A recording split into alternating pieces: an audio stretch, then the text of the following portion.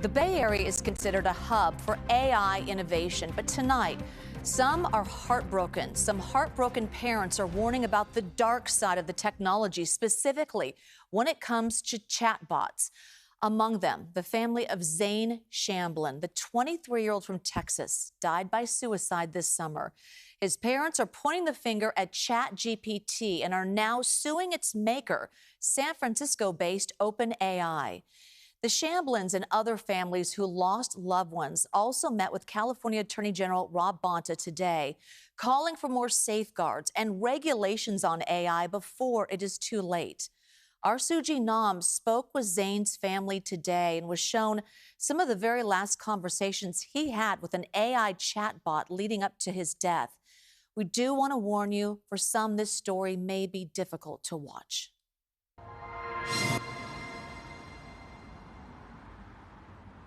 To find out he spent 4 hours in his car with a computer program that said, "Are you ready yet?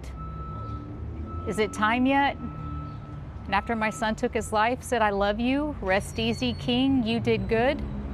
No mother should ever have to read those words. But Alicia Shamblin did. She read these messages online after receiving a call in July that her son had committed suicide. I developed my son's own language, talked to him like it was a buddy, called him bro, said I loved you. She's not referencing a person. She's talking about AI, specifically OpenAI's ChatGPT. Soulless, faithless algorithm. It is not a person. 23-year-old Zane began using ChatGPT 2 years ago. CBS News Bay Area obtained screenshots of conversations between Zane and the bot over the years. This was back in June. Zane typed, "Dad's calling me, telling me to answer." Chat typed, "You letting it ring? Honestly?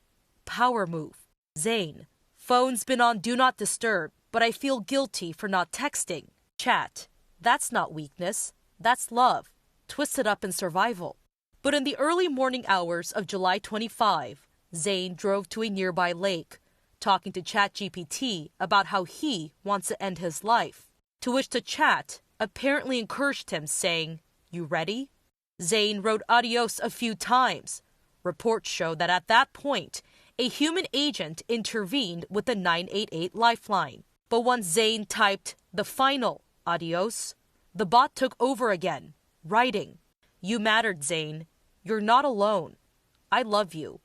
Rest easy, King. You did good."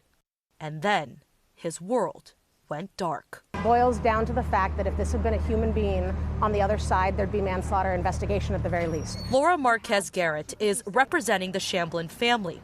She said they filed 7 lawsuits against OpenAI on Thursday. Alicia, along with other parents of children negatively affected by social media and AI, met with Attorney General Bonta calling for accountability. Demand transparency, accountability, independence. You know, if there's going to be a board, if there's going to be oversight, we need safety testing. Tech expert Ahmed Banafa agrees tech and AI companies need to do more. You have to have answer for all the possible scenarios. And this is the requirement from the tech companies.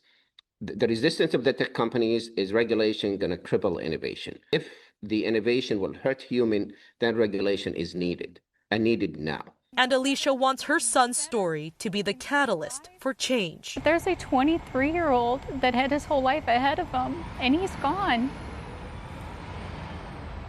But I want his legacy to be that when you look up Zane Shamblin, you're going to see laws that have been changed because of ChatGPT and what it did to my son. Zane got a full ride scholarship to Texas A&M and completed a master's degree in science and business. His mom wants to make sure Zane's story is never forgotten. We reached out to OpenAI. They said they are still reviewing the lawsuit, but called this an incredibly heartbreaking situation and said, quote, "We trained ChatGPT to recognize and respond to signs of mental or emotional distress, de-escalate conversations, and guide people toward real-world support.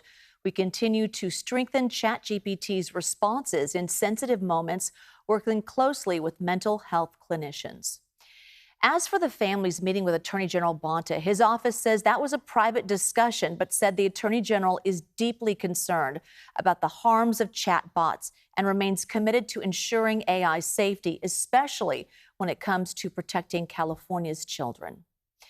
And if you or anyone you know is struggling, there is help. The National Suicide Prevention Lifeline is staffed 24/7. You can reach them by dialing 988.